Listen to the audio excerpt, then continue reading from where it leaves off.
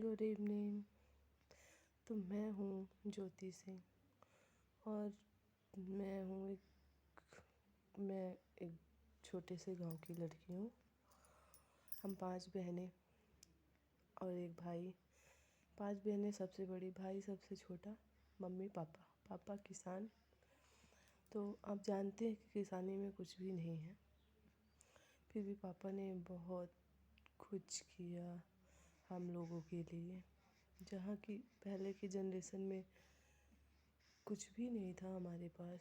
शायद पापा जो हो जाता था किसानी में उसी को बेच के हम लोगों की पढ़ाई चलती थी और घर का खर्च चलता था।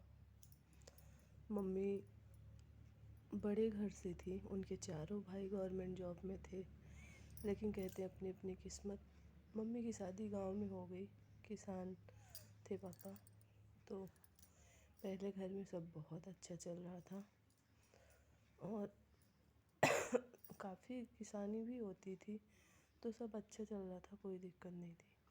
लेकिन कहते हैं किसानी में खर्चा और लड़कियों की पढ़ाई, उनकी शादी नहीं हो सकती। फिर हम लोग बड़े होने लगे। मैं चौथे नंबर की थी, मुझसे 3 दीदियाँ बड़ी थी। तो मेरा सपना कुछ अलग ही था, कुछ करने का। जैसा मैं अपने घर में देखती थी माहौल, तो मुझे लगता था मैं बड़ी होकर कुछ करूँगी, क्योंकि बचपन जब था तो कोई रोक टोक नहीं थी, कहीं भी आती थी जाती थी। पढ़ाई के लिए सुविधा उपलब्ध थी, पढ़ने जाती थी। तो मुझे लगा बड़ी होकर भी शायद ऐसा कुछ हो।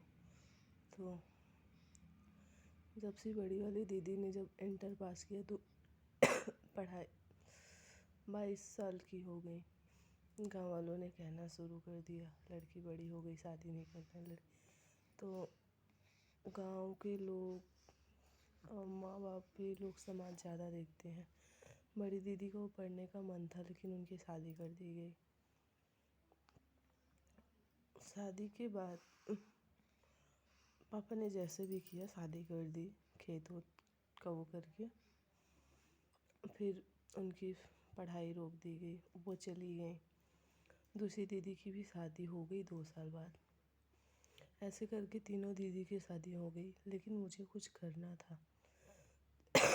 लेकिन जानते हैं कि गांव में लड़कियों को ऐसे दबा के रखा जाता है कि उनकी हिम्मत नहीं होती वो खुल के बोल पाए माँ बाप से। मेरी भी हिम्मत नहीं हो रही थी, तो ऐसे करके मैंने इंटर पास किया।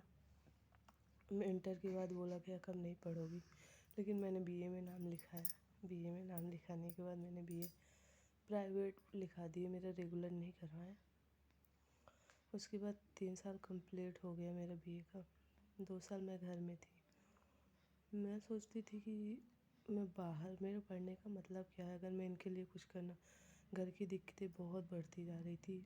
मतलब घर में ऐसी कंडीशन आ गई थी कि हम लोग 2-2 दिन खाने नहीं खाते थे। पानी, बारिश हो जाती थी तो खाने बनाने की कहीं जगह नहीं रहता था। तो ये सब कंडीशन थी, तो मुझे लगता था कि मैं कहीं निकल के कुछ तो करूं ताकि घर का खर्चा चले। ये सोच थी मेरी, लेकिन समाज की बातों से माँ बाप की हिम्मत नहीं पड़ रही थी कि वो मुझे बाहर भेजे। फिर भी कैसे भी करके मैंने 2017 में इलाहाबाद गई, जहाँ पे मैं कोचिंग के साथ जॉब भी करती थी, क्योंकि मुझे कहीं से उम्मीद नहीं थी कि मुझे पैसे मिलेंगे, घर से पैसे मिलेंगे। मुझे मेरे खर्च खुद ही उठाने थे। तो मैं गई, वहाँ पे मैंने जॉब भी ज्वाइन की, कोचिंग भी ज्वाइन की। तो जॉब जब करने लगी तो 8 घंटे की जॉब ज़्यादा पड़ जाती थी, उसमें पढ़ाई में काफ़ी डिस्टर्बिंग आई, लेकिन मैंने हार नहीं मानी। तो आज के लिए इतना ही। आगे की कहानी मैं आपको कल बताऊंगी अपने बारे में। बहुत लाइफ के बारे में है, तो अभी तो बहुत कुछ है लाइफ के बारे में, बताऊंगी आपको। तब तक के लिए बाय बाय।